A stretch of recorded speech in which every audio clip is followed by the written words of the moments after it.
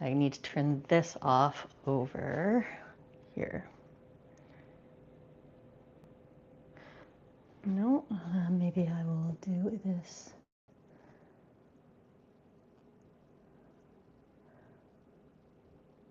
From over here.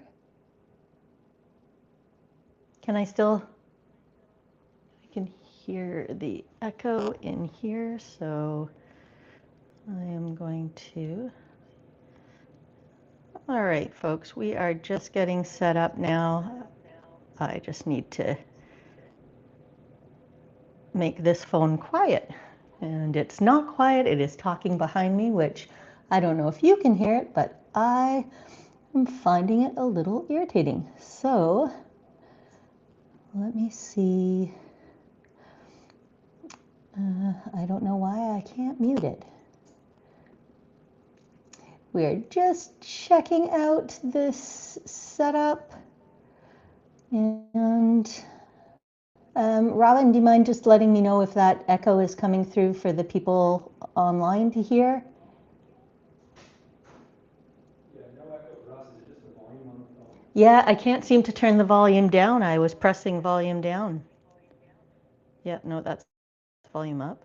And when I press volume down, no, it doesn't go all the way down.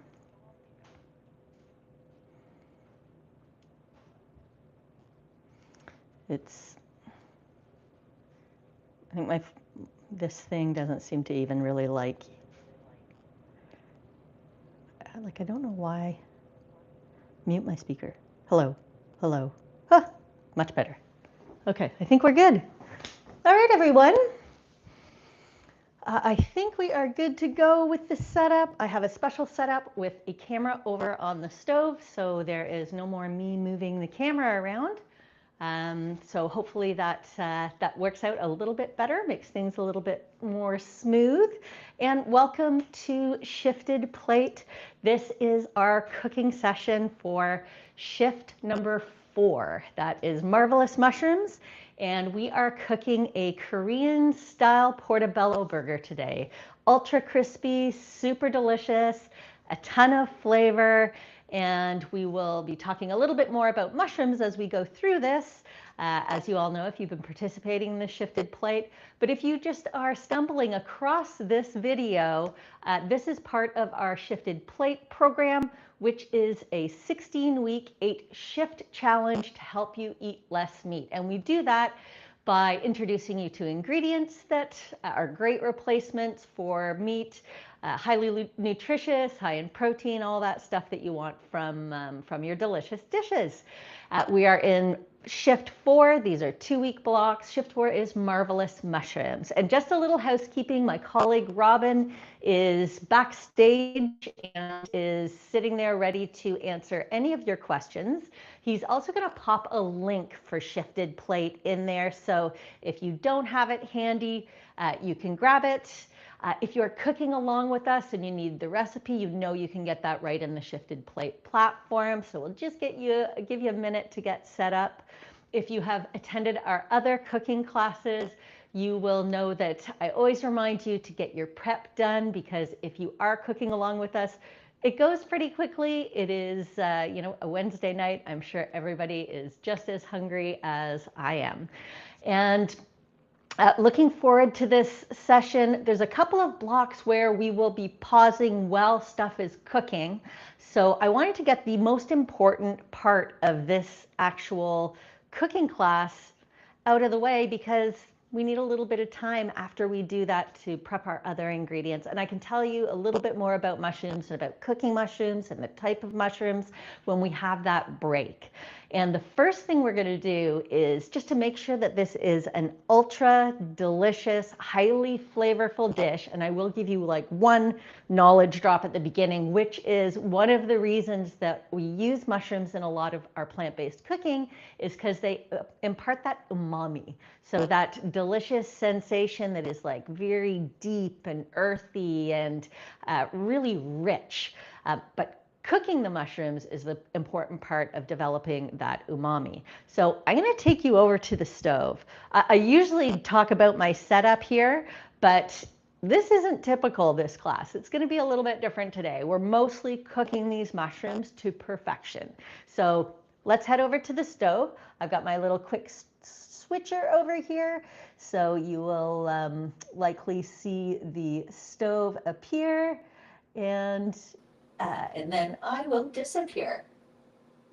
There we go. All right, so the first thing that we are going to do, and we've put some olive oil in the pan. Hopefully you can hear me okay because the switches are speakers, and Robin's going to shout down if you cannot. But hopefully that's coming through loud and clear. I'm going to heat up that oil. I love these induction pans. And we're just waiting for this to turn a little bit of color. That'll happen quite quickly with this. So let's just give that a good just to get that touching. If you are cooking along with me, this is what you're doing as well. So you're getting your oil nice and hot in the pan. Now we're going to have to adjust this once we put the portobello mushrooms in. And you can see here, I'm going to hold this in front there.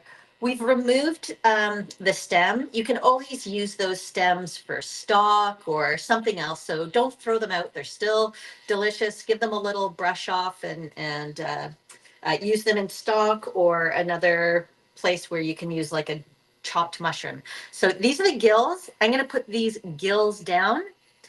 And we've got 4 as per the recipe. There's one of them here that this guy is actually 2. There's 2 portobellos here. So we're going to get a little tight in this pan. And this is the really important part that I wanted to make sure to illustrate before we jump in and talk about mushrooms a little bit more. Because what I'm going to do, they're going to sit there undisturbed, and we're cooking 5 minutes on each side.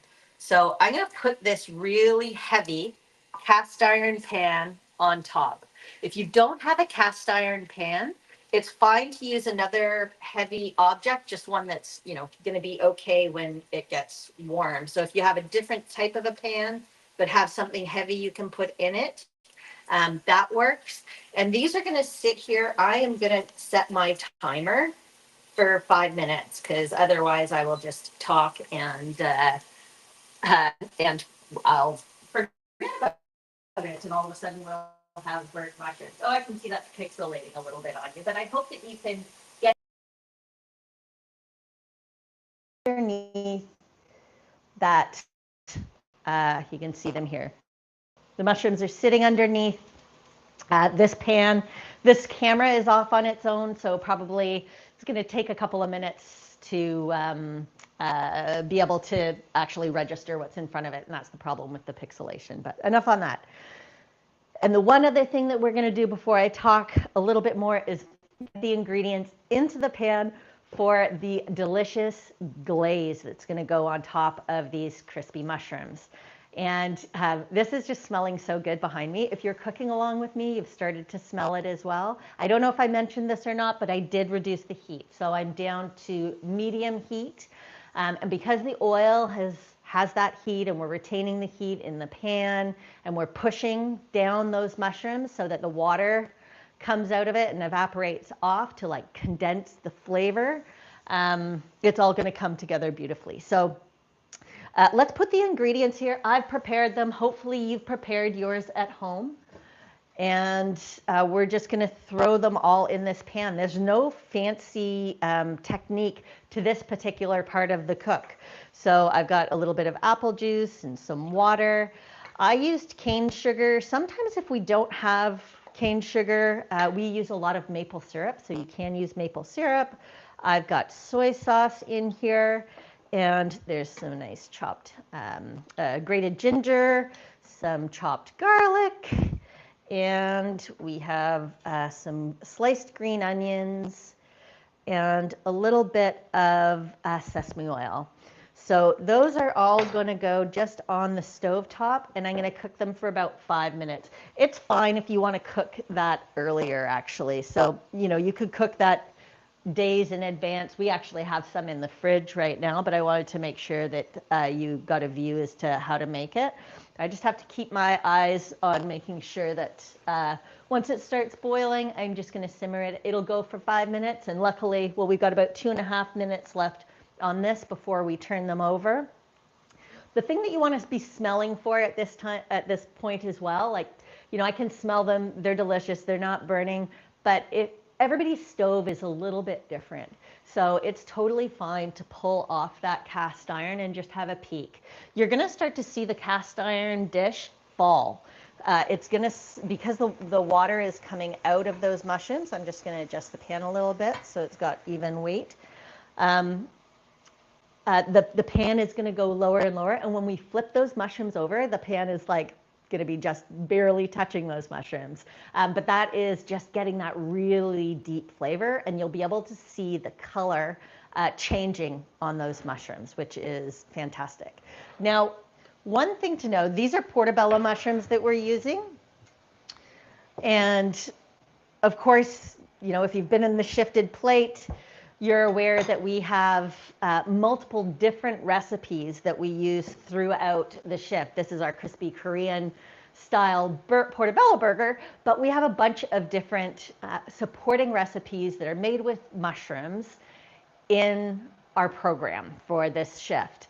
And they'll have mushrooms like shiitake. We've got some oyster mushrooms in there, some king oyster mushrooms. I'll talk about those in a little bit. We've got maitake and shimeji. I'm not really sure how to say that, but that's one of the mushrooms that are in some of the dishes that you've got in the platform. And they are all delicious, and same idea, like imparting that deep umami. And how you treat them is a little bit different. Fun fact about portobello mushrooms, and you might be, you know, wondering, where are the cremini mushrooms in here? Where are the white mushrooms? Well, coincidentally, white mushrooms, cremini mushrooms, portobello mushrooms, they're all the same mushroom. They're just more mature. So your cremini is a bit more of a mature white button mushroom, and the portobello is just an overgrown cremini mushroom. So that's what we have on the stove right now. Oh, I'm going to turn this down. This is our sauce. I actually turned it right off. Very sensitive. There we go. Let's just get that set up. Perfect. So that's just going to continue to get all delicious and flavorful. Oh my gosh, you just got a whiff of those green onions. So good. All right, so that was my 5 minutes on one side. Let's have a look. Let's go back over to the stove here. Over here, let's give it a second to adjust. There we go. All right.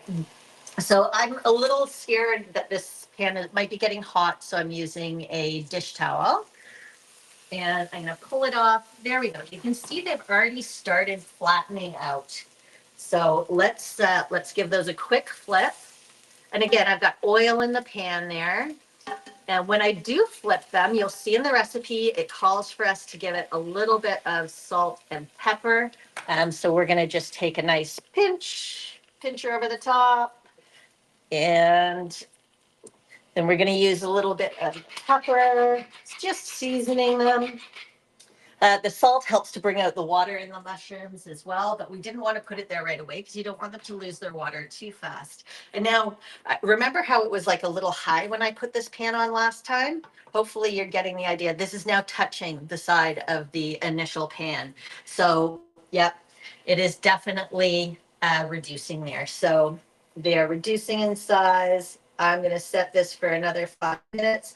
And again, using my sense of smell to make sure that we are not overcooking it. And I can hear it too. I can hear what's going on there. So let's go back here. And I'm going to hide that again. All right, so welcome back. So we were talking about mushrooms, and you know, I unveiled the shocking fact that white button mushrooms are actually portobello mushrooms.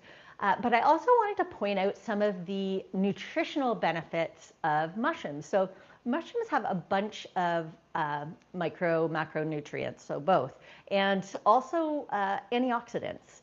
So mushrooms are a great source of potassium. One portobello mushroom has as much potassium in it as a banana.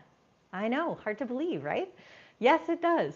And also is abundant in selenium, which is an antioxidant that is super important, very good for us. And it's also a source of vitamin D. There aren't very many edible sources of vitamin D. Mushrooms are one of them. So yeah, great to know. And there's lots of great information online. I recommend Healthline for information on the full nutritional profile of mushrooms. And you'll also read that some of them have cancer avoiding properties, reducing, whatever the word is that I'm looking for. I'm sure you know what I mean.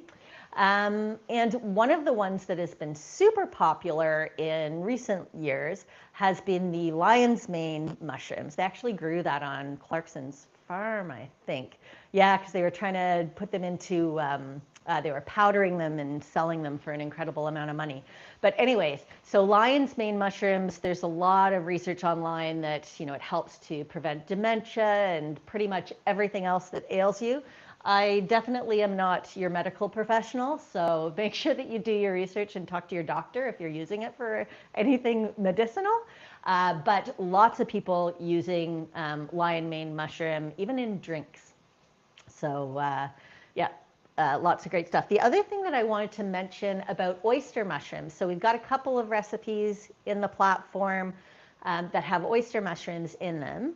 And the king oyster mushrooms are pretty unique because you'll remember them by their or recognize them by their thick stems. And what you can do also is use that almost like a pulled pork. So you can take a fork and you can scrape a fork along the mushroom and it'll shred it. And then you can cook that off quite like we're doing now, but without the weight, just to get them nice and crispy and get that deep flavor. And the one thing, I think I mentioned this, but with all of these mushrooms, if you leave them undisturbed in a pan, that's when they really start to build that umami flavor. You can smell it almost right away, right as soon as it starts to happen. So, don't be tempted to move those mushrooms around in the pan when you get them in there, and don't salt them right away. Put the mushrooms in if you're cooking a regular mushroom dish, any other mushroom dish, many of the mushroom dishes on the shifted plate, and let them sit. Let them sit and get nice and brown. Stir them a little bit, let them sit and get nice and brown. Just always keeping in mind you don't want them to burn. But it's totally fine to leave them sitting there at medium-high temperature for 3 to 5 minutes. So that's your mushroom tip of the day. Don't move them as much as you might have done in the past, unless this is a trick that you are already aware of. I'm keeping my nose open for what's going on over here. I know that I've got my glaze has been on for over 5 minutes. So I'm just going to leave that because the one thing that we want to do is thicken up that glaze. And during this phase of the cook, what we need to do is try and get those mushrooms to cool down a little bit. All right, so I am going to take them off of here. And I'm just wiping this down a little bit. My pan is not too hot. No worries, not hurting myself over here. And I'm going to take these mushrooms off of the heat. I'm going to bring my little friend pan over here so I can show you what I'm doing. And let's have a look here. And pan, and there we go. You can see, I know it's just catching up to itself. You can see the boiling, and I'm just going to get my cornstarch slurry ready. I'm actually, you can't see it, I'm taking these off of the off of the pan so they cool down. These mushrooms, these delicious portobellos. They're such a dark color. We're going to look at that in a minute after I put the little cornstarch slurry into my pan. And that cornstarch slurry is really just a mixture of cornstarch and a little bit of water. This is one of those areas where you don't have to be crazy precise, right? So I had prepared a tablespoon of cornstarch. I'm just mixing it with almost equal amounts of water. And I'm just going to pour that in. Hopefully you can see that boiling. And it's going to thicken up really quickly. So I'm just going to put it in and stir at the same time so that it doesn't get any lumps. And it is starting to thicken pretty much right away. And this is good. Sticky and sweet, and it's got that delicious soy taste to it. So I'm actually just going to turn that off because it's thickening up nicely. I don't know if you can see that. Hopefully the camera is catching how. So you can see it's sort of the consistency of a thick syrup, maybe even just a little more molassesy. Yeah. All right. So that's ready for when we're ready for. All right. So let's come on back and we're going to start prepping our breading station. Okay. So here we go. Now this is, some people get intimidated. I used to get intimidated by the whole breading situation, right? Like it just seems like a complicated process. It's not, it's super easy. And you don't have to keep going back to a recipe for it either. So all that this is the batter, is some flour, and we're going to put in equal part of water and a little bit of oil, okay? So that's just going to give us our batter side. And then the part that's going to be the crunchy outside is what we're going to mix over here. So let me see. I just wasn't sure if I grabbed a little whisk, but I'm going to put the water in with my, I'm coming over here for my whisk. I put my water in with the oil and flour, and we want to make sure that this is not going to leave big clumps on our delicious mushrooms and ruin everything, so we give it like a really good stir. Now, over here is going to be the dry batter, or not the dry batter, the dry coating, right? So we did a flour and panko crust coating, and it's going to have all of these additional spices in it. And you can add more or less of the spices that you like, because we're matching with that Korean spice profile that we've got in the sauce. We have crushed chilies, we've got onion powder, garlic powder, we've got ginger powder, and some heat. And feel free to lay back on the heat if you don't like things super hot, or lean right into it, whatever you like. So this is almost ready. The other thing that is like super interesting that we tried earlier on today, this is actually the second time I'm making these mushrooms today, believe it or not. So earlier today, I tried to do a mixture, a coating mixture, this one, the dry mixture, with quinoa instead of using the white flour. And I used about a cup of quinoa and just cooked quinoa. So a cup of cooked quinoa. I still used some panko crumbs, and then I added some spices. Anyways, we're not doing that today, but I just thought I'd tell you that is an option as well. A little bit healthier, so I get flour on myself. Should have worn the apron. And now I'm putting in all the spices. So we want to make sure that those are like good and mixed together. Maybe you have yours mixed up already if you've already done a lot of the prep work. And the recipe prefers the air fryer. Like I like the air fryer because it just crisps things up really quickly and really nicely. I'm going to use the oven today just because my air fryer can be a little finicky when it comes to power usage. It's not that it's a super high power usage air fryer. It's just that I live in a 130-year-old house that doesn't have the most powerful electrical profile.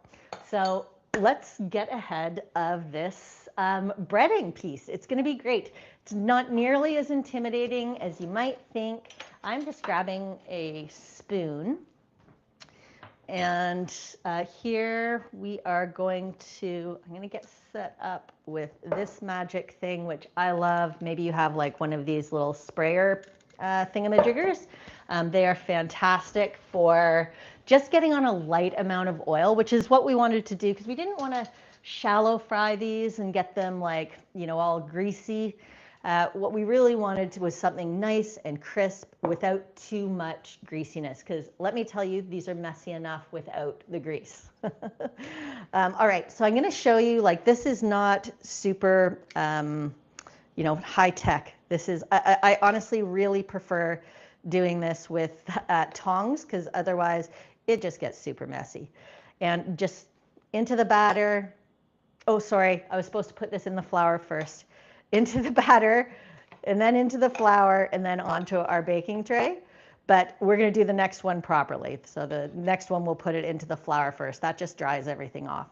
But there we go. So we're going to put that one on the tray. These you can see because they're a little moist, right? So good to get them dried out. And then we're going to pop them over here. See, I don't like getting my hands in there because then it just turns into this sticky mess, right? So there we go. Let's get this out. And this is going to just create the nicest, thickest batter. And you can see I'm just like popping the, pushing the breading over top. Now, sometimes what I'll do is I will save some of this breading on the side and pour it over the top. That can sometimes make it a little bit easier. But, you know, I mean, this doesn't get much easier than this, right? So here we are, like just drying them off again and then into the deep batter. And then if you do have any leftover batter or coating, you can always just, you know, batter some other stuff that you've got lying around. Maybe you've got other mushrooms that you might want to throw some batter on, or pickles. Those are like the hottest right now, breaded pickles. Unless I'm new to the game. Maybe they were always hot and I just am seeing them everywhere now. All right, so here we go with our last one, and then we're going to pop it into this 400-degree oven, and it's going to be about maybe 5 minutes on each side. Let me just get this gooey McGurson over here. It's really going to depend on your oven, right? Like, so everybody has a little bit of a different temperature gauge on their oven. You just want to be watching it to make sure that it's getting nice and crispy. And I am going to like rinse my hands off because they're getting pretty messy.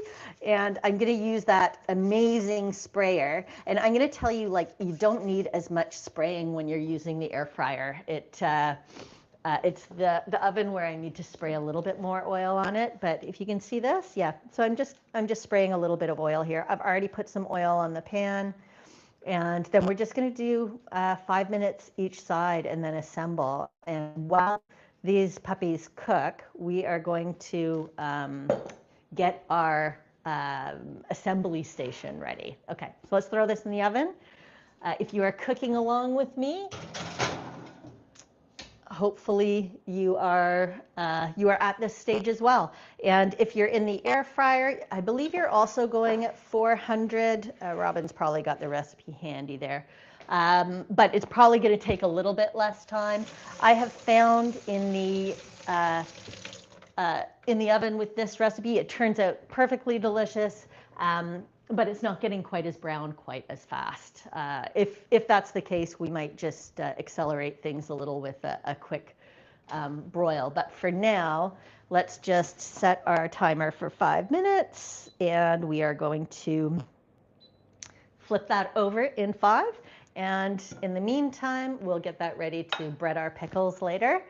And let's get set up with our station here. And excuse me while I just give this a little bit of a wipe so I don't get this all over myself, and yeah, just watching it's making noises over there. Sometimes I lean against the dials. All right, so I did a little bit of additional prep over here. So let's see, what have I got here? So I got my buns toasted already. Toasting the buns is like, in my mind, like one of the key steps to making this delicious. So everything about this is crispy. This coating that we just put on those mushrooms, crispy. Kimchi, which we'll talk about in a minute, crispy. Buns, crispy, crunchy. Lettuce, like everything's just got that crispy deliciousness to it. So it just, you know, you're going to see it. I'm going to take a sample bite, hopefully without spilling it all over myself. And it just crunches. It is so good. It is messy. They are messy. There is no getting around it. So we have the sriracha mayo right here, which is just mayo mixed with sriracha. And we'll get that going shortly. I don't want to soak the bun, so I won't put it on quite yet. But the recipe calls for kimchi, and the one that is very popular that doesn't have fish sauce in it, because I know some people are avoiding animal products. I think, Robin, maybe you could post in the chat what it's called. Is it called Wildfire or something like that? I'm not sure, but Robin will post it. But this one we made a few days ago. This is a homemade kimchi recipe. There is a link to it in the recipe in the recipe on the shifted plate, and Robin will also pop the link to make this kimchi. And you know, really, it's got a lot of the ingredients that you might put in a coleslaw, but it is fermented. So lots of probiotics. You leave it on the counter for a couple of days. You have to remove all of the air. And yeah, you follow the ingredients that are in the instructions, remove the air as much as you can, put it on the counter for a couple of days, then it goes into your fridge. It can last 5 days. This is like I think they call it emergency kimchi. So it's like, I don't have any kimchi on hand and I don't want to, you know, spend a bunch of time on it. So let's do a fast one at home. And I have to say, like in a pinch, you could probably, you know, not even wait for it to ferment and still get that delicious crunchiness. But this is, I opened this today after we had closed it for a few days, and it popped because the fermentation obviously is creating bubbles. But oh, funkiness, yes, very funky. Funky and delicious and very good for you. So those fermented foods, super healthy, great for your gut. And yeah, it's going to go perfectly well on this delicious Korean, crispy Korean-style Portobello Burger. All right, so let me just pull some of this stuff off so I'm not inhibited by the lip of my tray. And I'm going to get ready to get this plated. Now, I know that I've said this a bunch of different times, but we eat with our eyes before we eat with our mouths. So presentation is going to be key. And I know you saw that we have 4 burgers in there, and the recipe is for 4.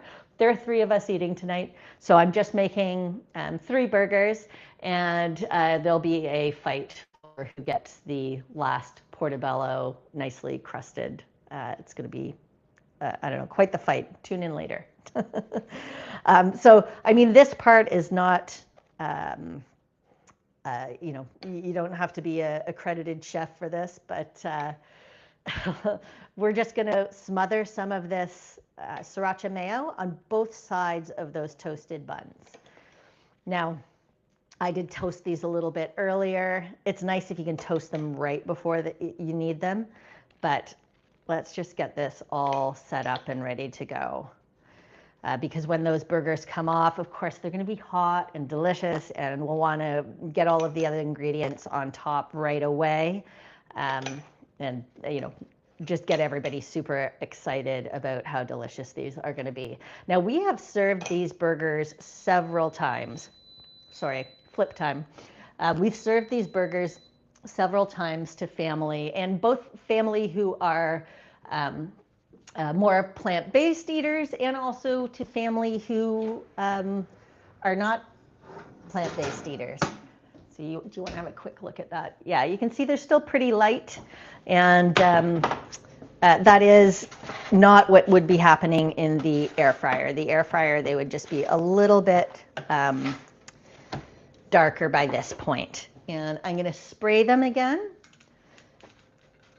And they are just going to be on their way to deliciously crispy. I'm actually going to increase the temperature to 425 because I feel like it's just not quite enough.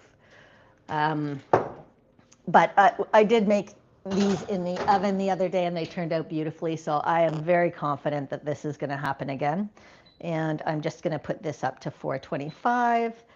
And yeah, look at that. They didn't even say it was actually 400. So we're going to throw that on for 6 minutes now, and while we continue to get these buns ready for the burger delivery. All right, so where were we? Here we go. So let's get the sriracha mayo. Let's make sure that that's the bottom. Yeah, those are all bottoms, and perfect. And then some nice lettuce, and really you can use whatever lettuce you have on hand. This is just a regular head lettuce.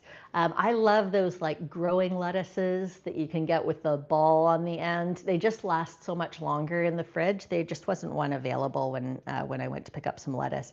And again, just trying to think of exactly how you will place this so it's going to look amazing when the burger is placed on top. And you just want a little bit of that lettuce just peeking out from the bun, right? So like, let's make sure that, there we go. It's not going to be peeking out in the back. There we go. All right. So yeah, you just want it peeking out a little bit, just showing that it's there. And it'll look so great. When we did these on the weekend, of course, we test our recipes multiple times before we do them in front of you. So, we were cooking them on the weekend. And yeah, and fun fact, our lettuce had gotten a little bit wilty, and one of the tricks, and of course we don't want to throw anything out, is when your lettuce does get a little bit wilty, you can just put it in cold water, and after about 30 minutes, pat it dry, and it's crisp and back to life again. So luckily we've got lots of life in the lettuce that's in front of us, yeah. So we're almost ready to go on those. And the order of operation is going to be the sriracha mayo, then we're going to pop the burgers on top. We're going to put some of the, the glaze, yes, and we're going to glaze. Then we're going to pop some of the kimchi on. We'll actually glaze it on the pan first. Maybe we'll put some on later, maybe even serve it on the side. Save some for our breaded dill pickles. And then put some of the kimchi on top. And then we've got some green onions. And I don't know if I put sesame seeds on it in the recipe, but I'm going to put those on because that sounds like a good idea as well. And you could serve this with multiple different things. Try and keep the same type of a profile.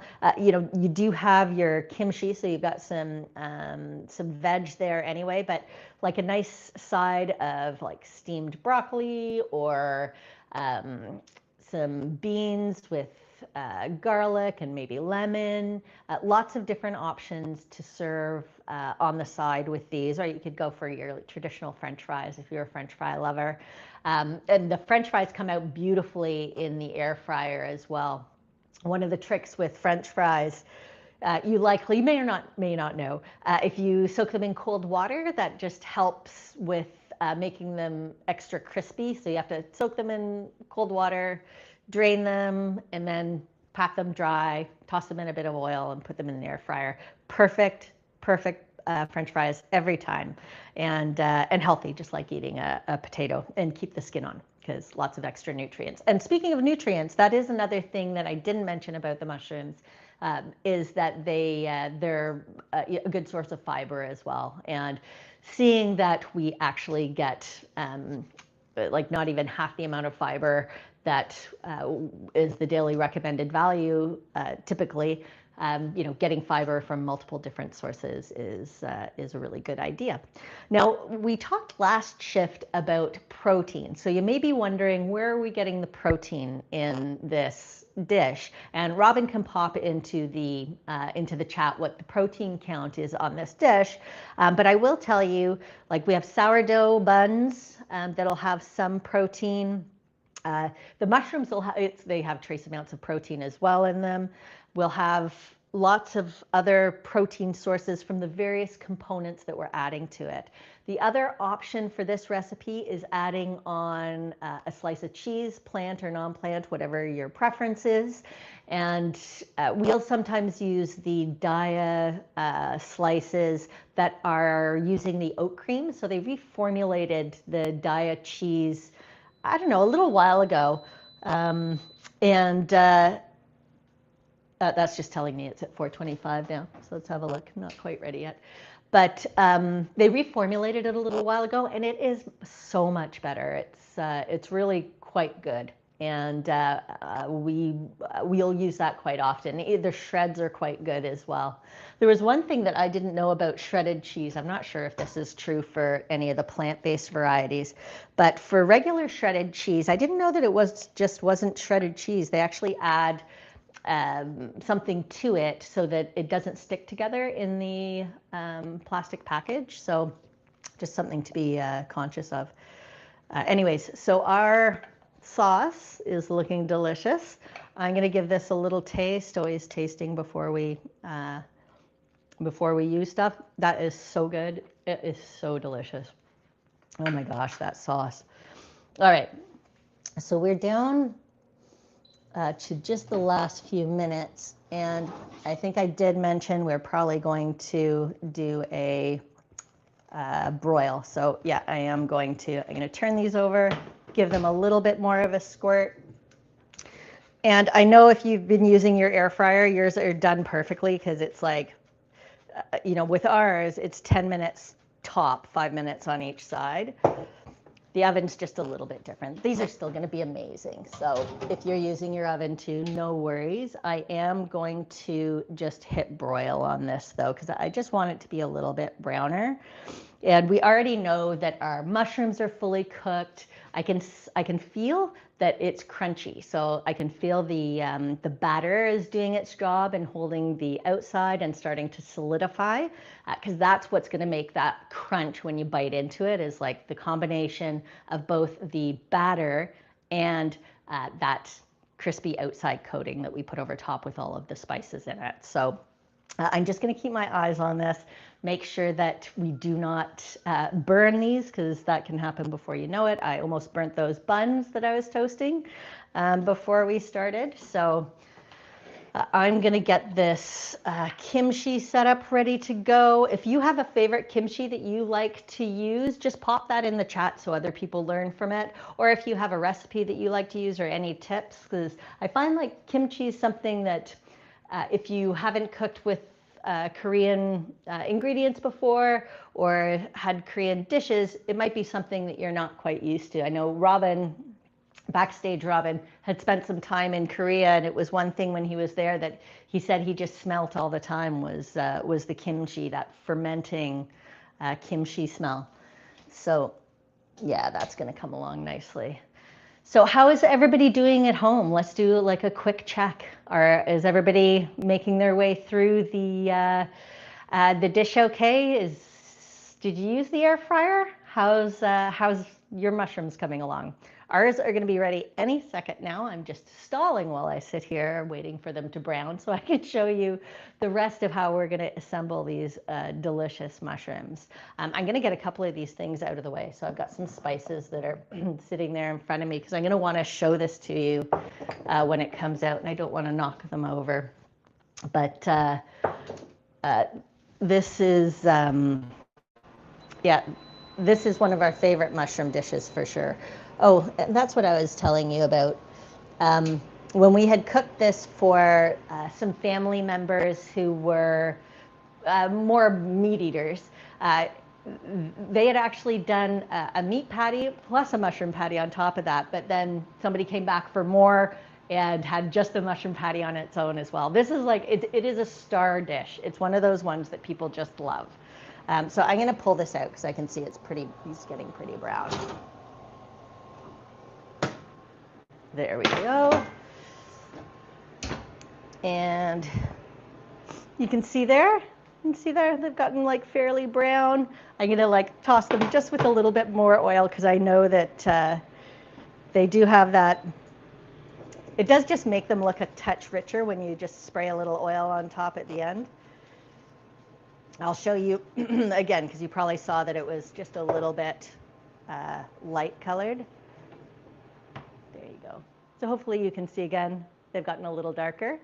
All right, so let's put these puppies onto their bun homes. There we go. Oh, we're gonna put on the, don't worry, we're gonna put on the sauce in just a minute. I'm gonna put this one in here. Let's make sure that that's looking delicious, amazing. And this one, the double mushrooms, the one that's gonna cause the arm wrestle. And then let's just drizzle some of this sauce over the top. There we go, nice and thick. Looks good on the counter and on the burger. Woohoo! Even looks nice on the actual plate. There we go, just nice goobs of it. Yeah, this is gonna be so good. And again, it's nice that we're all set up here because these are like, they're coming out hot. They're gonna be nice and delicious. Now we're gonna pop some of the funky kimchi on top. There we go. And how's everybody making out? Hopefully you're starting to assemble your burgers as well. You can see, oh wow, that just smells so good. And hopefully they are looking as good from that camera as they are sitting right in front of me here. There we go. And now I'm just going to throw some of these sesame seeds over top and some of these green onions. There. And I got to tell you, these are some nice looking burgers. All right. Yeah, I can see how good those look. How do those look to you? Nice? Yeah, aren't those great? We got to take a picture of them too. Yeah, not quite as crispy looking along the edge as I would have wanted, but anyways, these are delicious. So we are coming to the end. I'm going to remind you, if you were cooking tonight or when you do cook, to jump into the shifted plate, mark your dishes cooked, take the time to take a quick picture and upload it to the platform because that's what's going to give you those environmental metrics. And I know I had said earlier in the week, but we've done so much, even at week 4 of the shifted plate. We have conserved something like 1,600 bathtubs of water. We've taken like 150 cars off the road and saved hundreds and hundreds of dollars together just through this program alone. So make sure you take the time to do this. I'm going to take a bite of this just to confirm that yes, this is the most delicious burger that I will ever have.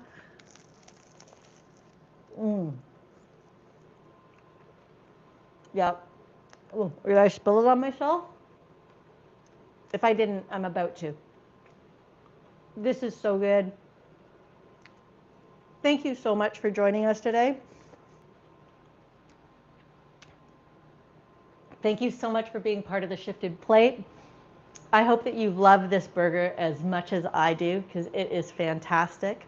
And please take your pictures, upload them to the platform, send us feedback, and we will be cooking together again in a couple of weeks. But make sure after you've cooked this dish, try some of the other delicious mushroom dishes that are in the platform. I'm sure you'll love them just as much as we do. So thanks everybody. That's it. Good night.